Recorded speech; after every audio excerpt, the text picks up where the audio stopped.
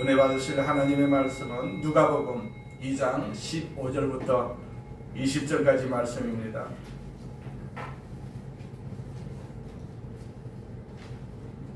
누가복음 2장 15절부터 20절까지 말씀 같이 봉독합니다. 천사들이 떠나 하늘로 올라가니 목자가 서로 말하되 이제 베들레헴으로 가서 주께서 우리에게 알리신 바 이 이루어진 일을 보자 하고 빨리 가서 마리아와 요셉과 우유에 누인 아기를 찾아서 보고 천사가 자기들에게 이 아기에 대하여 말한 것을 전하니 듣는 자가 다 목자들이 그들에게 말한 것들을 놀랍게 여기되 마리아는 이 모든 말을 마음에 새기어 생각하니라. 목자들은 자기들에게 이르던 바와 같이 듣고 본 그 모든 것으로 인하여 하나님께 영광을 돌리고 찬송하며 돌아가니라. 아멘. 옆 사람과 인사합니다. 메리 크리스마스. 메리 크리스마스. 메리 크리스마스.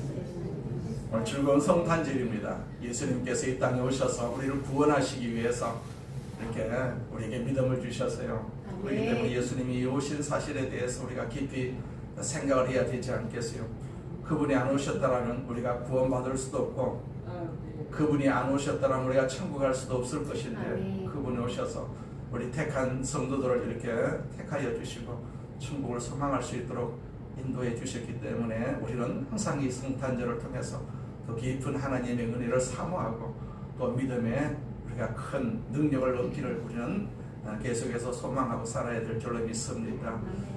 우리 옆 사람과 또 인사합니다. 나는 하늘의 복 땅의 복을 받았습니다. 같이 선포합니다. 나는 하늘의 복 땅의 복을 받았습니다. 나는 하늘의 복 땅의 복을 받았습니다. 나는 하늘의 복 땅의 복을 받았습니다. 아멘. 할렐루야.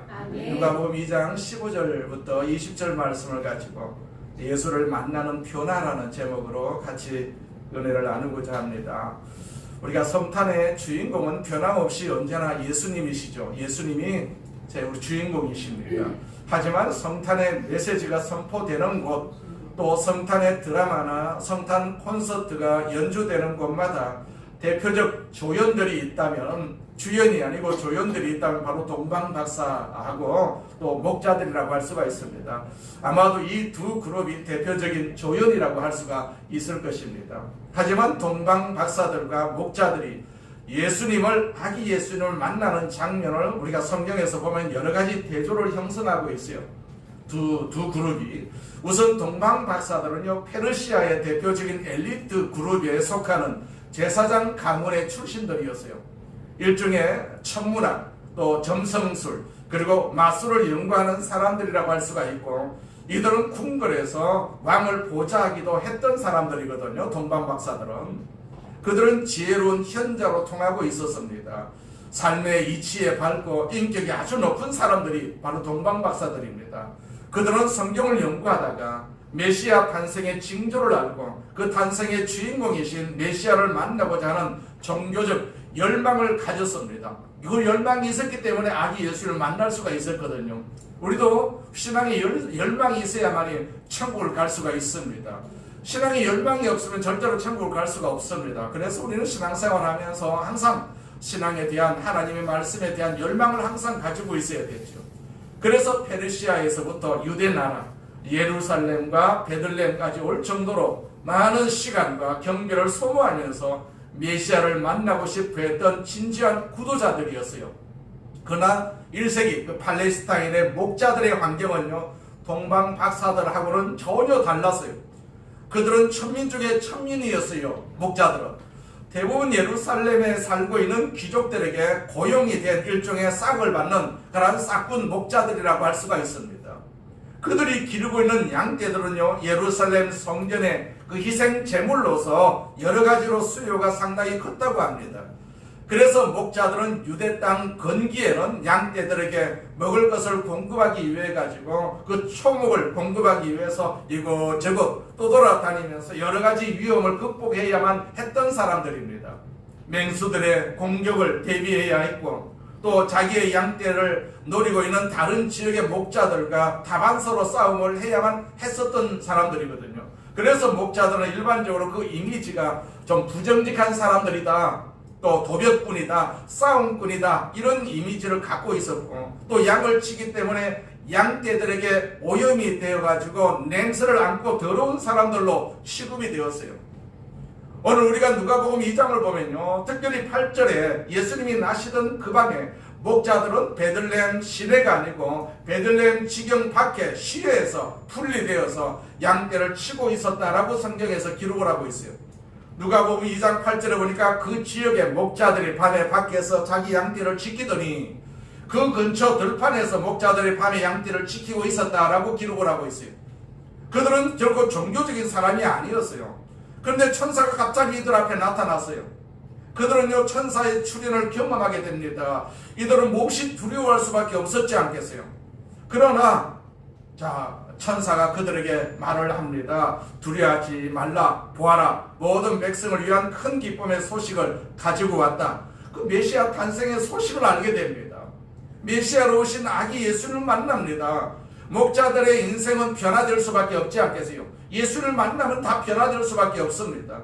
메시아와의 만남이 가져왔던 변심, 변화, 이것이 오늘 우리의 관심의 주제라고 볼 수가 있어요. 우리 중에는 동방박사와 같은 그런 기적적인 배경을 가진 사람은 없습니다.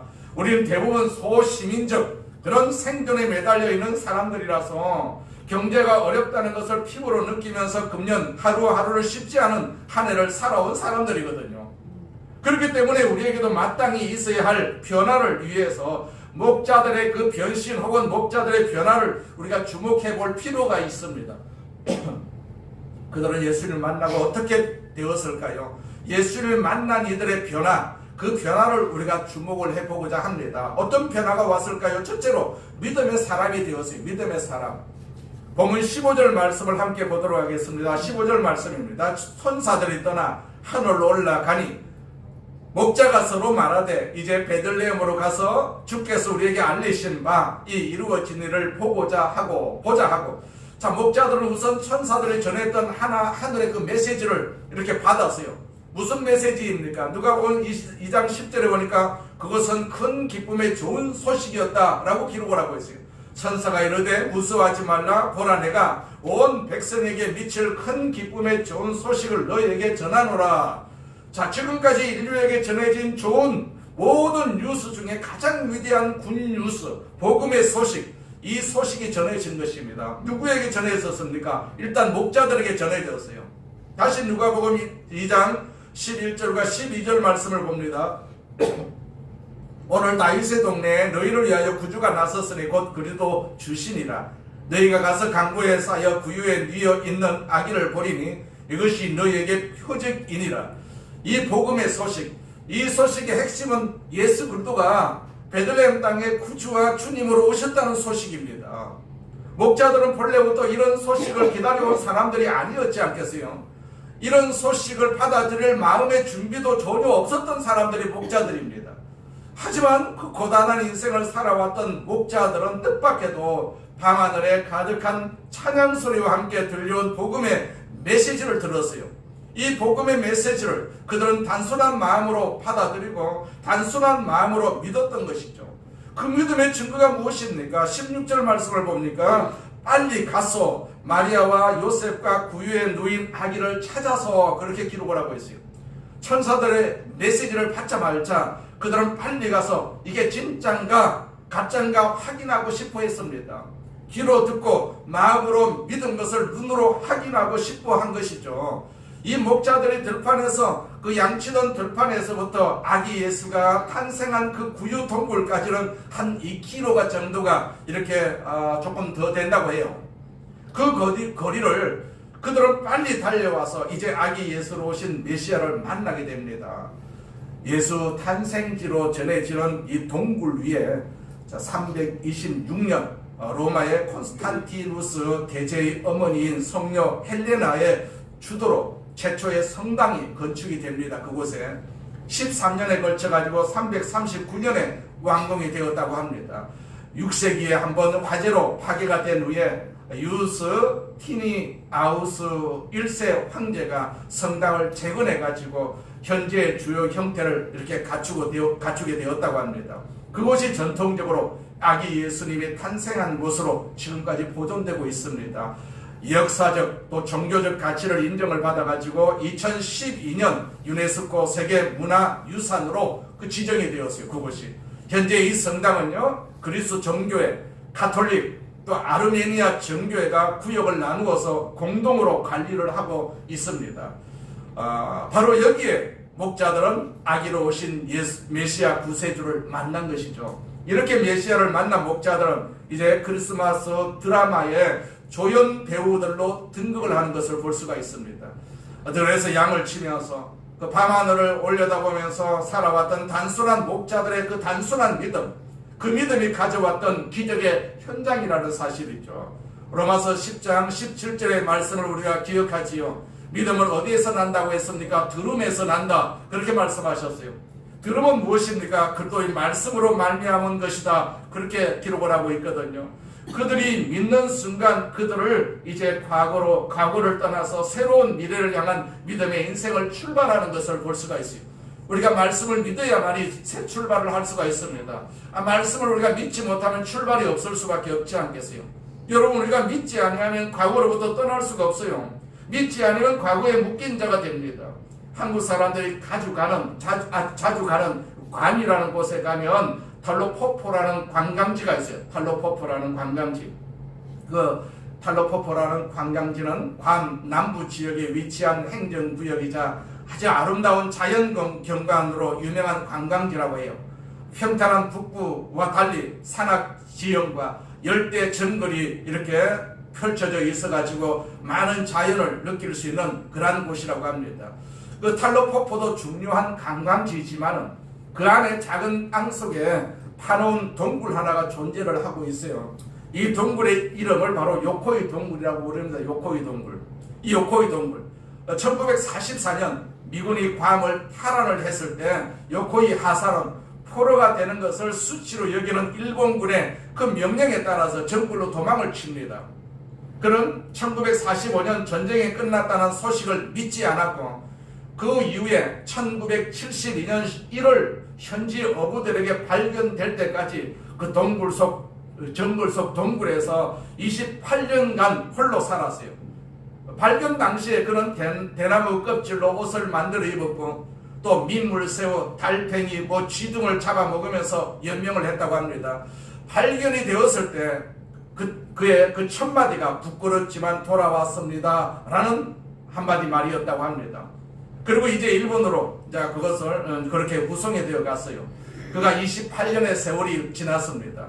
그 어둠의 포로 생활, 동굴 생활, 그 지독하고 참담한 삶을 살아왔던 원인이 어디에 있습니까? 거기에 들려왔던 소식, 전쟁이 끝났다. 이걸 믿지 않은 것입니다. 복음을 믿지 않았어요. 굿뉴스를 믿지 못한 것입니다. 믿지 못하면 과거에 묶일 수밖에 없습니다. 믿으면 새날이 기다릴 수밖에 없지 않겠어요? 십자가에서 우리의 허물과 죄를 짊어지시고 돌아가신 그분, 그리고 우리에게 새로운 생명을 주고자 부활하신 그분은요, 나의 구주고 나의 주님으로 믿는 그 믿음이 저와 여러분을 새 인생으로 만들어 주시는 것이죠. 이 베들레헴의 목자들, 그들은요, 천사가 전해준 복음의 소식을 듣고 믿음의 사람이 되어서 새로운 인생을 살게 된 것이죠. 저와 여러분은 어떨까요? 우리는 아직도 과거에 묶여 있지는 않습니까? 아니면 미래를 향해서 나아가고 있는 사람입니까? 우리에게 전해진 예수 그리스도의 십자가의 이 복음을 믿고 받아들이신 분이라면 이제 우리는 미래를 향해서 걸어갈 수 있는 새로운 피조물이 되었다라는 사실을 우리는 알고 있지 않겠어요? 이 복음의 소리가 믿음의 삶을 살게 되고 그리고 믿음의 사람이 되는 것입니다. 우리는 다 믿음의 삶을 살아야 되지요. 믿음의 열매가 바로 천국이라는 사실을 우리가 너무나도 잘 알고 있기 때문에 이 현대가 주는 여러 가지 아픔이 있고 고통이 있다 할지라도 우리는 능히 참고 견딜 수가 있는 것이죠. 또 참고 견딜 수 있도록 하나님께서 힘주시는 것을 우리 너무나도 잘 알고 있지 않겠어요? 그래서 내가 힘들 때 하나님 앞에 기도할 수밖에 없고, 기도하면 하나님께서 그 힘든 상황을 이길 수 있도록 하나님께서 능력을 주신다라는 사실이죠. 이것이 우리의 변화된 모습이라고 볼 수가 있죠. 자, 목자들에게 일어난 두 번째 변화는 무엇일까요? 증거의 사람이 됩니다. 증거의 사람. 오늘 보면 17절 보니까 보고 천사가 자기들에게 이 아기에 대하여 말한 것을 전하니 그랬어요. 전했다. 영어 번역본에는 그들이 말한 것을 전하니, 이 말을 그들이 말씀을 퍼뜨려 전했다, 그렇게 기록을 하고 있어요. 퍼뜨려 전했다. 18절에 보시게 되면 듣는 자가 다 목자들이 그들에게 말한 것을 놀랍게 여기더라. 자, 목자들의 말을 듣고 사람들은 모두 놀랐다고 했어요. 놀랍게 여기더라. 그들은 이제 증인이 된 것입니다. 증인. 자, 복음의 증인이 된 것이죠. 그리고 이 목자들은 크리스마스 드라마의 최초의 증인이 되었어요.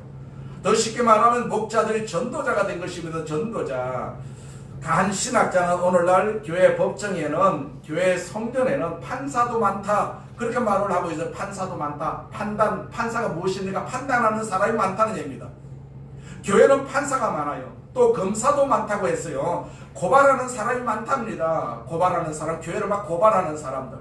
그런데 변호인과 증인이 적다고 합니다. 이것이 오늘날 교회의 문제다, 그렇게 지적을 하고 있어요. 판단하는 사람도 많고 고발하는 사람도 많은데 변호인과 증인이 적다. 증인이 뭡니까? 본대로 경험한 대로 그대로 말하는 사람이 증인이 아닙니까?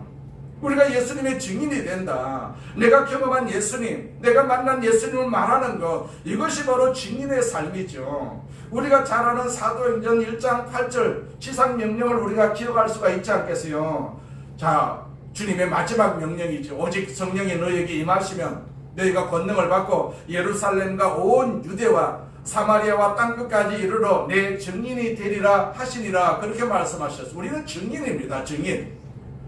증인이 되는 일, 어려운 일입니까? 아니지 않겠습니까? 사실 본대로 들은 대로 말하시면 되는 것입니다. 내가 왜 직분자입니까? 왜 직분자입니까? 내가 찾아온 예수, 내가 경험한 예수님, 그걸 내가 보고 들은 대로 말하면 증인이 되는 것 아니겠어요? 직분자가 바로 예수님의 증인입니다. 오늘 우리 권사 직분 임명이 있는데, 직분 임명이 무엇입니까? 내가 증인이 되는 것이, 내가 경험한 것, 그동안 경험한 것을 내가 증언할 수 있는 증인이 되는 것이죠. 내가 예수의 증인이다. 예수님의 증인, 교회의 증인이 되는 것이며, 교회의 증인, 우리 직분자들은 다 증인입니다. 증인 역할을 해야 되죠. 판사 역할을 하는 것이 아니라, 검사 역할을 하는 것이 아니라 증인 역할을 해야 됩니다. 증인 역할, 변호인 역할을 해야 되는 것이죠. 우리가 구약 성경에 보시면 열왕기하 7장에 그때 이스라엘의 기근이 들었어요. 또 설상가상으로 아람 족속들이 그 사마리아 성을 이렇게 포위하고 있었어요. 먹을 것이 없었어요. 아주 참담한 기근 상태가 전개가 되었어요. 서로 아이들을, 오늘은 네 아이를 잡아먹자, 내일은 네 아이를 잡아먹을게, 뭐 이런 식으로 먹을 것이 없는 그런 아주 엉망인 그런 어떤 참담한 그런 삶이었어요. 그런데 그 기근 상태에서 열왕기하 7장에 보면 놀라운 일이 있는데, 아람 군대가 있는 곳에 가면 먹을 것이 있다, 또 입을 것이, 마실 것이 지천으로 있다는 소식이 들려왔어요. 복음이 아닙니까? 굿뉴스가 아닙니까? 그런데 아무도 믿지 않았어요. 그런데 한센병 환자들, 그들은 성 안에 들어갈 수가 없는, 성 밖에서 격리된 버림받은 사람들이거든요. 우리가 이렇게 앉아서 죽을 수는 없는 일이다. 그래서 나병 환자들이 아람 군대에 가서 항복을 하자. 항복을 하면 우리를 살려주면 살 것이고 죽이면 죽을 것이다. 가서 보니까 진짜 아무것도 먹을 것이 없었던 그 시대에 먹을 것이 지천으로 쌓여 있는 것을 보았습니다. 그런데 문둥병이 걸어가는 그 소리를 아람 군대가, 이스라엘 백성들이 쳐들어오는 군사의 소리를 듣고 전부 다 먹을 것 놔두고 혼비백산해가 다 도망을 가버렸어요. 그러니까 먹을 것이 지천으로 있었던 것입니다. 그때 그들이 이런 말을 하죠. 열왕기하 7장 9절 말씀인데, 오늘은 아름다운 소식이 있는 날이거늘, 그런 말을 합니다. 오늘은 아름다운 소식이 있는 날이거늘 우리가 침묵하고 있도다. 만일 우리가 밝은 아침까지 기다리면 벌이 우리에게 미칠지니 이제 떠나서 가서 전하자. 이 아름다운 소식을, 기쁜 소식을 구하자. 이게 증인이 되는 것 아니겠습니까? 그들이 증인되는 것처럼 바울 사도는요, 복음을 받은 다음에 이런 고백을 하지 않습니까? 고린도전서 9장 16절에 보니까 만일 복음을 전하지 아니하면 내게 화가 있을 것이다. 그렇게 말하고 있어요. 이게 바로 증인의 삶이죠. 증인의 삶. 예수 탄생 기념교회 우리가 잠시 앞에 소개를 했는데 이 교회와 아주 연관된 흥미로운 역사가 있어요. 그 작은 경손의 문을 통과해서 그 예수 탄생 기념교회에 들어가게 되면 그리스 정교회가 있고 또 그런데 바로 그 옆에는 또 가톨릭 교회가 나란히 붙어 있습니다. 예수 탄생을 기념하기 위해서 여러 교단의 사람들이 와서 교회를 나란히 지은 것입니다. 가운데 그리스 정교회가 있고 그 옆에 가톨릭 교회가 있어요. 이 교회를 선 캐드린 성당이다, 선 캐드린 교회다 그렇게 부르고 있어요. 우리가 성탄 크리스마스 이브가 되면 전 세계 여기서부터 가톨릭 교회로부터 미사를 드리는 것이 전 세계 이렇게 방영이 됩니다. 그런데 이 성 캐드린 교회에서 지하로 또 내려가는 층계가 있어요. 내려가면 거기에 유명한 성 제롬 동굴이 있어요. 성 제롬 동굴.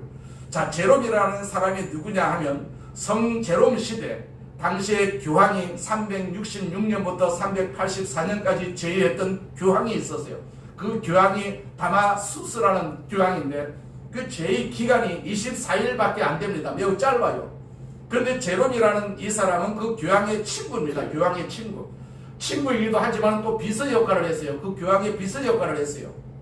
그러니까 자기 교황 후보로 아주 거의 기정사실화되어 있었던 그런 사람이 바로 이 제롬이라는 사람이거든요. 그런데 막상 교황 선거를 할 때 이 제롬이 낙선을 합니다. 떨어집니다. 그래서 그는 깊은 좌절 속에 빠졌어요. 좌절 속에 빠졌어요. 그래서 분노와 실망을 안고 이 사람이 어디로 오느냐면 베들레헴으로 오게 됩니다. 베들레헴으로. 유대 땅 베들레헴으로 오게 됩니다. 그런데 그가 베들레헴 예수님 탄생 동굴 근처를 다니다가 거기서 수많은 아기들의 유해를 발견하게 됩니다. 예수님 태어났을 때 헤롯이 자기 라이벌을 죽이기 위해서 2살 이하의 모든 아이를 죽였던 그런 역사가 있지 않겠어요? 마태복음 2장 16절에 보면 헤롯은 박사들에게 썩은 것을 알고 매우 화가 났습니다. 그래서 사람을 보내요.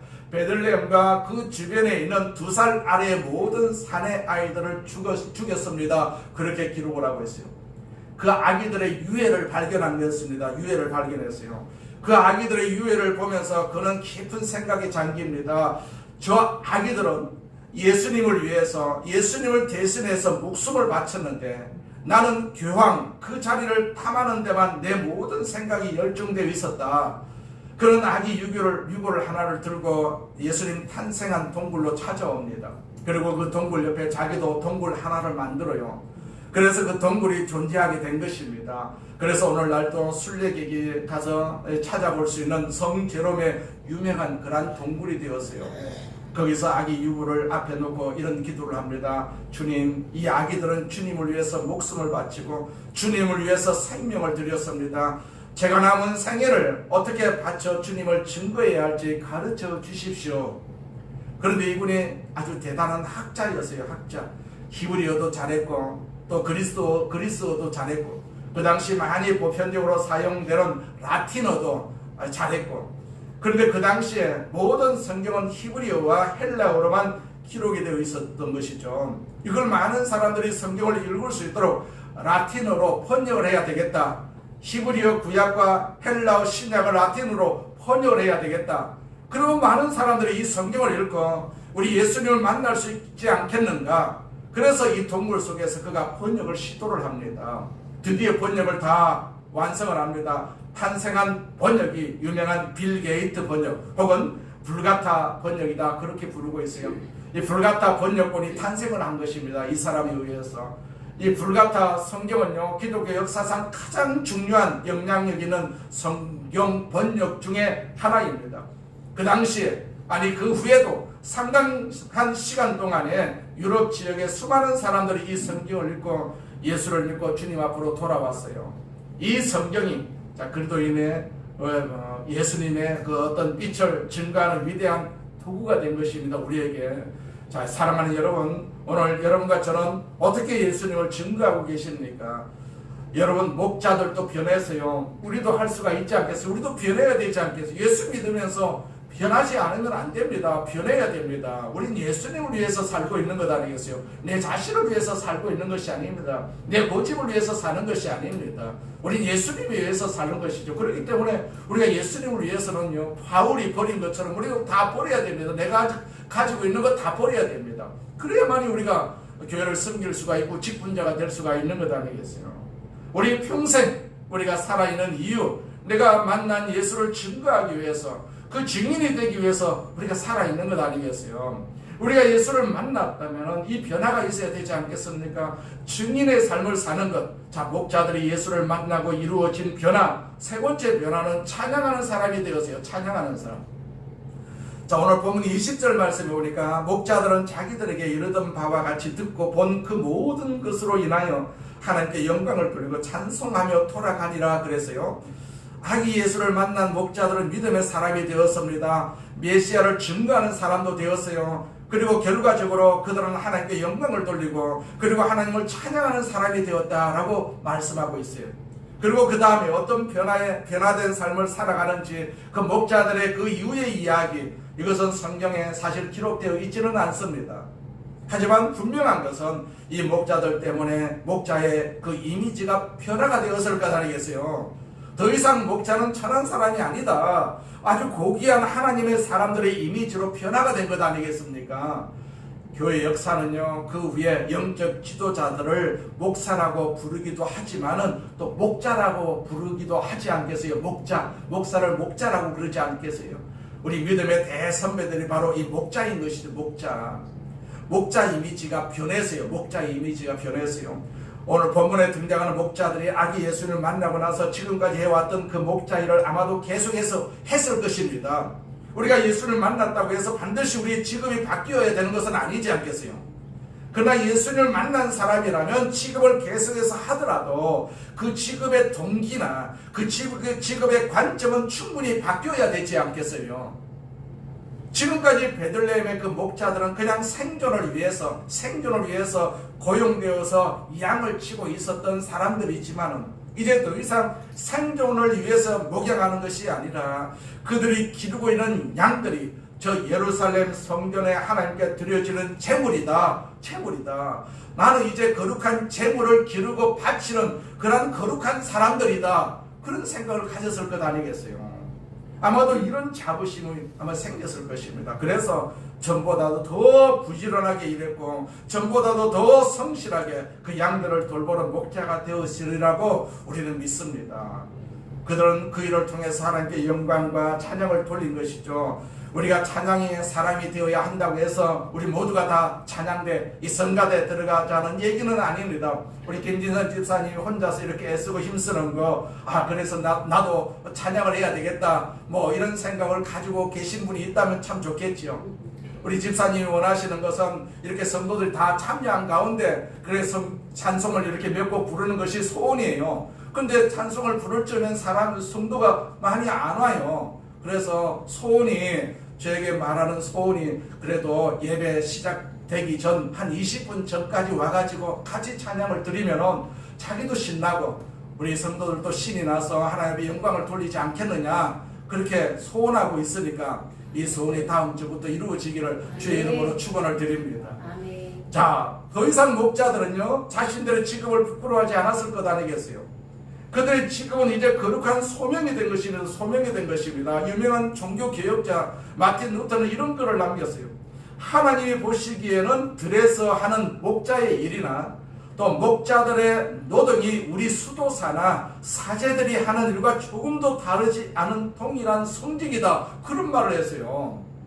심지어 루터는요 결혼 생활에 대해서도 이런 글을 남깁니다. 남자가 아기 기저귀를 갈 때 하나님과 천사들은 미소를 짓는다, 그런 말까지 했어요. 우리 남자들이요 우리 와이프를 도와서 아기들의 기저귀를 갈 때 하나님과 천사들이 미소를 짓는다, 이해가 되십니까? 남자들은 부인들한테 잘해줘야 되지 않겠어요? 얼마나 수고를 하십니까? 남자들보다도 부인들이 훨씬 더 수고를 하십니다. 우리 장로님보다도 권사님이 더 수고하시고 우리 안수진 집사님보다도 우리 권사님들이 더 수고할 수밖에 없지 않겠어요? 내가 병들었어도 내 몸이 좀 불편해도 그 남편을 섬기기 위해서 얼마나 최선을 다하고 계시지 않겠어요? 윌리엄 딘테일이라는 사람이 있었어요. 영어 성경의 아버지라고 불리는 영국의 신학자이고 언론인 종교개혁자입니다. 그는 평민들도 자기 나라 말로 성경을 읽을 수 있어야 한다는 신념을 위해서 목숨을 바친 인물이거든요. 그분은 이런 말을 남깁니다. 우리의 소원이 하나님을 기쁘시게 하는 것이라면 물 깃는 것과 설거지하는 것과 구두를 수선하는 일들이 말씀 전하는 일과 동일하게 거룩한 일이다. 그런 말을 남겼어요. 그렇습니다. 우리가 소명은요, 우리의 일상의 삶을 이렇게 변혁하고 또 평범한 일, 또는 비천하게 보이는 그 일에도 거룩함의 광채를 부여하는 것이거든요. 내가 하는 일은 다 거룩한 일이다. 내가 하는 일은 다 거룩한 일이다. 우리가 하나님의 자녀이기 때문에 또 하나님께서 날마다 보고 계신다라고 말씀을 하셨지 않겠어요? 내가 나를 보는 것이 아닙니다. 하나님이 나를 보고 계시기 때문에 나는 하나님 앞에 잘 보여야 되지 않겠어요? 그걸 생각하면 우리가 함부로 말할 수도 없고 함부로 행동할 수도 없지 않겠습니까? 그것이 하나님의 부르심을 받고 하나님을 만난 사람들의 변화라고 볼 수가 있죠. 다시 말하면 우리의 변화는요, 일상의 삶으로 하나님께 영광을 돌리는 것으로 변화가 되어야 된다, 이 말이죠. 목자들에게 이런 변화가 분명히 나타났을 것이라고 우리는 충분히 이해를 할 수가 있지 않겠어요? 그들은요, 아기 예수를 만나고 돌아갈 때 찬양하면서 돌아갔어요. 그것을 증언하면서 돌아갔단 말입니다. 아기 예수를 만나고 오면서 하나님을 찬양했던 그들은 그 찬양이 계속해서 이어집니다. 양을 치면서도 일을 하면서도 하나님을 찬양할 수밖에 없지 않겠어요? 조지 허버트라는 크리스찬 시인은 이런 기도시를 남겼어요. 엘릭스라는 그런 제목인데 제가 한번 읽어드릴게요. 나를 가르치소서 나의 하나님 나의 왕이시여, 모든 일 가운데 당신을 볼 수 있도록 내가 어떤 일을 하든지 간에 당신을 위해 일하게 하소서. 짐승처럼 무분별하게 하는 것이 아니라 무턱대고 행동 속으로 뛰어들지 않게 하소서. 오히려 언제나 당신을 먼저 생각하게 하시고 그 일에 온전함을 부여하게 하소서. 유리창을 바라보는 사람은 그저 유리 그 자체의 시선을 멈출 수도 있지만 원한다면 그 유리를 투과하여 바라봄으로써 저 멀리 하늘을 발견할 수도 있나이다. 모든 것이 당신과 함께 할 수 있나니 어떤 것도 너무 비천할 수 없습니다. 당신을 위하여라는 이름의 빛깔과 어우러져 밝고 깨끗하게 변하지 않을 것이 어디 있겠나이까. 이 마음가짐을 품은 종은 지루한 고역조차 신성한 것으로 만드나니 당신의 법도를 따르듯 방을 쓰는 사람은 그 방과 자신의 행동 모두를 아름답게 만드나이다. 이것이 바로 그 유명한 철학자의 도리며 모든 것을 황금으로 바꾸는 도리니 하나님께서 만지시고 소유하신 것은 결코 가치 없는 것이라 말할 수 없기 때문입니다. 그렇게 기록을 하고 있어요. 이게 바로 하나님께 영광을 돌리는 하나님을 찬양하는 삶이라고 볼 수가 있죠. 저 유명한 작곡가 핸델이 메시아곡을 작곡을 드디어 다 마쳤을 때 이제 다 끝났다 하고 딱 일어났다가 아니 안 끝나서 그래서 제자리에 도로 앉았대요. 그리고 붓을 들어서 자기가 지금까지 했던 메시아의 그 악보 가사 맨 마지막에다가 글자를 하나 첨부를 합니다. 그 라틴어로 솔리데오 글로리아라는 단어입니다. 그러니까 하나님께 오직 하나님께 영광이라는 그 단어를 씁니다. 그리고는 이제 다 끝났다, 정말로 다 끝났다, 그렇게 외쳤다는 그런 일화가 있습니다. 그렇습니다. 우리가 하나님께 영광, 이것이 변화된 목자들의 삶이고 변화된 모든 우리 예수 믿는 사람들의 삶의 이유가 되지 않겠습니까? 우리는 오직 하나님께 영광을 돌리는 삶을 사는 것입니다. 우리가 이 한 해를 마무리하면서 찬양과 감사로 주님께 영광을 돌렸으면 좋겠습니다.